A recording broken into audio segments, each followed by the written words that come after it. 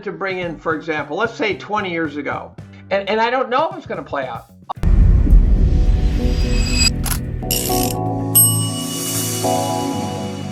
The question that I have for you is, given that there are such signposts that at the highest levels of government, they are embracing Bitcoin, and the US is specifically saying crypto. Well, they are actually mentioning Bitcoin a lot, like the recent White House report specifically named Bitcoin and talked about the right to self-custody. I mean, there haven't been any signs, especially in this administration, that they are anything but for this technology and are trying to figure out strategic ways that it could actually elevate and extend dollar dominance, because obviously we don't want to lose our position with the dollar being the main currency, but increasingly maybe Bitcoin will be sort of a store of value for every government, every company, because it is the one thing that no one can print and manipulate, and you don't have to trust any other country, right? We're not going to suddenly move to another nation, sovereign nation's currency.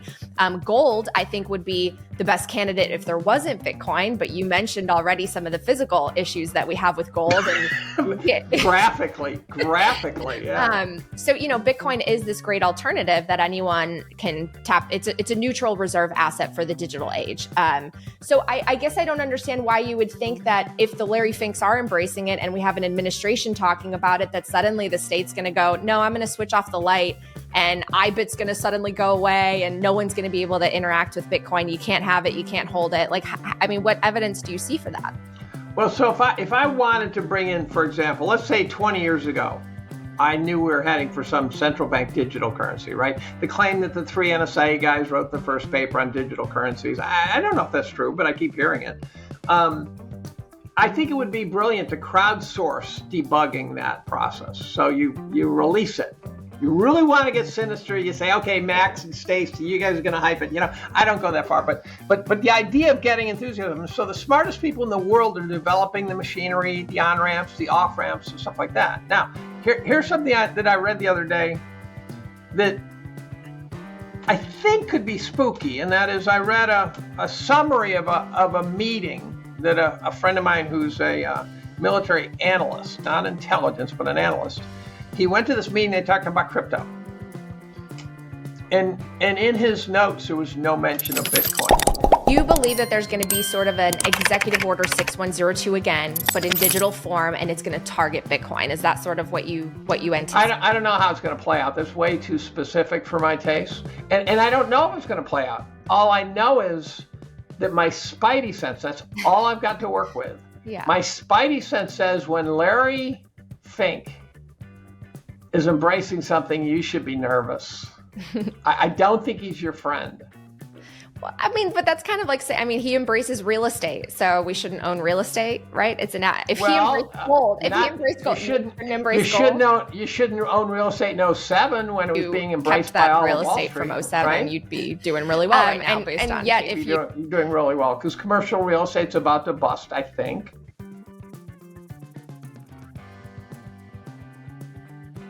Right, commercial real estate, private equity, that world is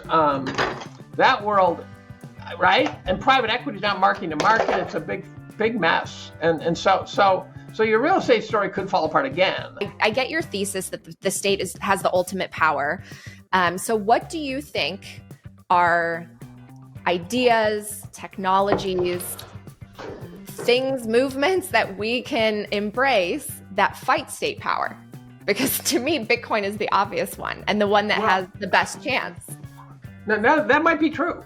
That might be true. Again, I'm not against Bitcoin.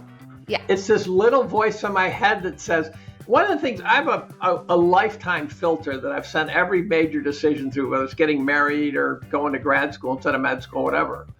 And that is, I say, if this goes very badly, will I forgive myself? And if I committed a bunch of money to Bitcoin, everyone always says, oh, just a little. I go, what's that going to do me? Right? That's not going to do me any good. You really have to put in a commitment to it, right? So if you're a hodler and you really believe, you got to be pushing in the chips. And then the question is, if Bitcoin turned into a scam, right? If it turned into a mess, if the state crushed it, would I say, oh well, I used my best instincts and got it wrong? The answer is no. That's the problem. So there's no chance that in the next couple of years you would allocate any percentage? Oh, no. Bitcoin? No. Here's what Bitcoin's never suffered through. Bitcoin has itself been drawn down many times and rallies back, and so it's making it more and more sort of confident that it always comes back. Bitcoin is yet to go through a real live, serious global liquidity crisis. And what we don't know, and what will be fascinating for me to watch, is how Bitcoin responds in the next global liquidity crisis, the next really deflationary credit seizing up and stuff. And Bitcoin was a twinkle in someone's eye. Maybe Max owned it, but very few other people owned it. And so it'll be fascinating to see if Bitcoin rallies, if it falls. It'll be fascinating, for example, if at some point the state does try to come down on it and can't. So for me to get into Bitcoin, I am going to want to see Bitcoin come off the battlefield, bruised, sliced, and alive. For national security, it's huge, but for a lot of the different things that we rely on, I mean, they dominate in production and they dominate even more in refining. So even if there are we're 20 years from getting back in that game. Well, I agree. This is why I think that the administration, whoever's in power, whoever's in office, needs to be very careful, because we don't carry that leverage anymore. We need to be wise about these types of, negotiations and trade deals, because they have the power when it comes to that. We need the stuff. We can just print all the paper we want, but we need the actual physical. But if they don't want our paper, and so again, you're making the Bitcoin argument there. If they say we like Bitcoin, we don't like dollars, you just won this whole discussion. You own it. You're going to be rich, Natalie, and you can dump whoever you're dating with or married to now and get a better model. What? And you could move up. You can upgrade. Well, I won't need to do that. I really want the world to embrace Bitcoin, because too many people have been left out and left behind, and that's what really frustrates me. And it makes me sad, because the reason I think that we're at such like an inflection point with our country and a fourth turning feeling is because so many people, the majority, feel so frustrated. They don't trust the institutions. They don't trust the politicians, because they've been given many reasons not to anymore. They cry out and hope for accountability, and they never get it, right? They never get it, no matter who's in office. It's very frustrating. They both teams rack up the debt. And for the average person, education, retirement, everything is so much more expensive than it once was. And it's frustrating. And so what tools exist that the average person can start to opt into and to use and to save in, that can save them from this giant mess that's caused by the money printer? And I believe the best tool is Bitcoin, because it is kind of hard to get a tiny fraction of an ounce of gold. But you can buy a couple of Satoshis with whatever currency that you have, and it's much more accessible to the globe than any really other store of asset. You can't buy a fraction of a beachfront property in Miami, or, I think that there are so many things that the average person doesn't have access to, and we work harder and harder for money that's worth less, and that's the problem. That's the problem. Everyone's feeling so screwed over because we have been. So this is a strange thing about what I think is a huge bubble, and that is there's no euphoria. Well, you're describing a very depressing world. One of the most concerning statistics that people have been raising is that young people don't have hope for the future. I mean, look back on your childhood. Didn't you think to the future with hope? Even if things weren't perfect or you had a difficult time or struggling, a lot of people had hope for the future. And now you poll Gen Z and it's like, I have no hope that I'm going to be able to afford anything. AI is going to take my job. I'm never going to afford kids. It is sad and it is depressing. I think people call it the silent depression, right? So many people feeling like, well, this isn't fair. And so here's the problem. Let's say I'm right about the markets being 200% over historical valuation. Let's say we do find our way into a recession. And the jobs numbers yesterday or this morning were horrible. All the revisions have been horrible, yeah. And in fact, if you look underneath the hood, you found someone like Stephanie Pomboy, who talks about what the real numbers are, and she says it's been a disaster. You look at Melody Wright talking about the real estate market, it's a disaster. I've had them both. Yeah, I've had them both on the show, and Danielle DiMartino Booth too, yeah. And Danielle, I have the experience of having sat on stage with Danielle and having her put her fist into my ribs. You know why? Because I made a joke about wearing one of those pink hats. And But here's the problem. We are therefore in this, I'm going to call it the complacency bubble. Let's trademark that one because I haven't heard someone say it's a complacency bubble. It really is this. The Fed won't let the system hurt us. There is no evidence from the historical record that that's true. There's no evidence. Well, there's evidence from the last 5 years. That's not historical record. It won't hurt the system. It's been hurting average people a lot, actually. Right. Yeah. But just because the boomers and everyone need returns doesn't mean they got them. They're not entitled to returns, and I think the returns are going to be awful. Now, here's the problem I have. If the complacency bubble, which I think is the biggest of them all, if we're feeling this bad at the top, what's the bottom going to look like? Yeah. And the bottom's going to look like the fourth turning.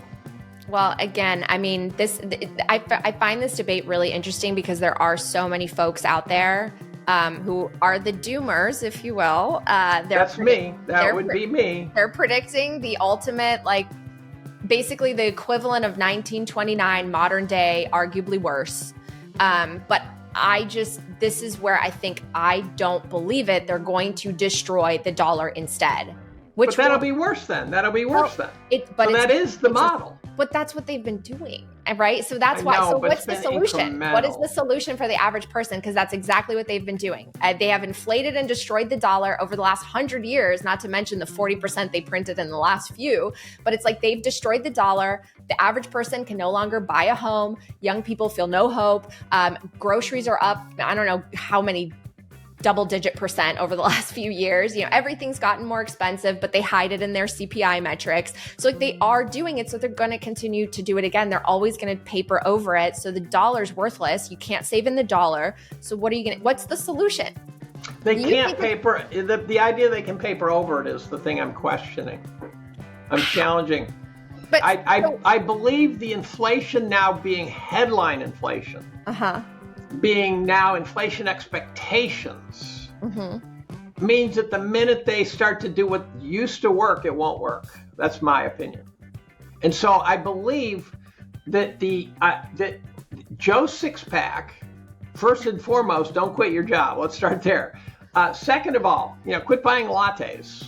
Quit spending money you don't have. Quit using DoorDash and paying in 4 installments. Right? Stay off of the private debt market for good. Period. Get rid of your credit card.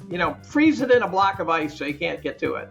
And don't buy story assets. Don't buy things like Nvidia because it's a story asset. Nvidia here again. Bearish stuff. Here's a story I like to tell. In about 2005, Buffett lamented holding on to Coca-Cola. Now, we know he loved Coca-Cola. I mean, the guy walks around in a bathrobe with a cherry Coke pretending to be a harmless guy, right? What he was saying was that in 1998, Coke had a PE of 50. And he realized that Coke, therefore, was returning 2% cash flow when treasuries were returning 6%.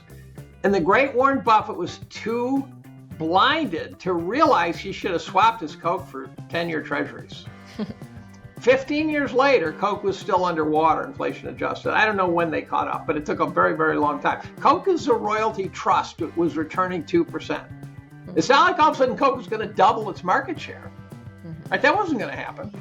And he realized that he had totally blown it.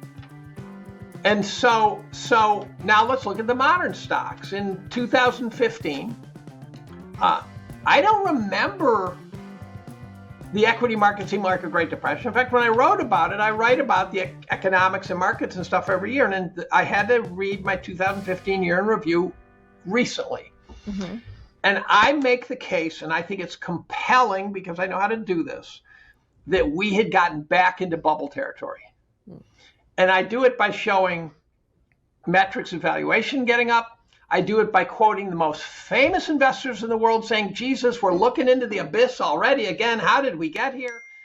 We're about to have a disastrous set of markets, Stan Druckenmiller, or you name it, Howard Marks, the whole enchilada. The guys who, if they don't know, no one does.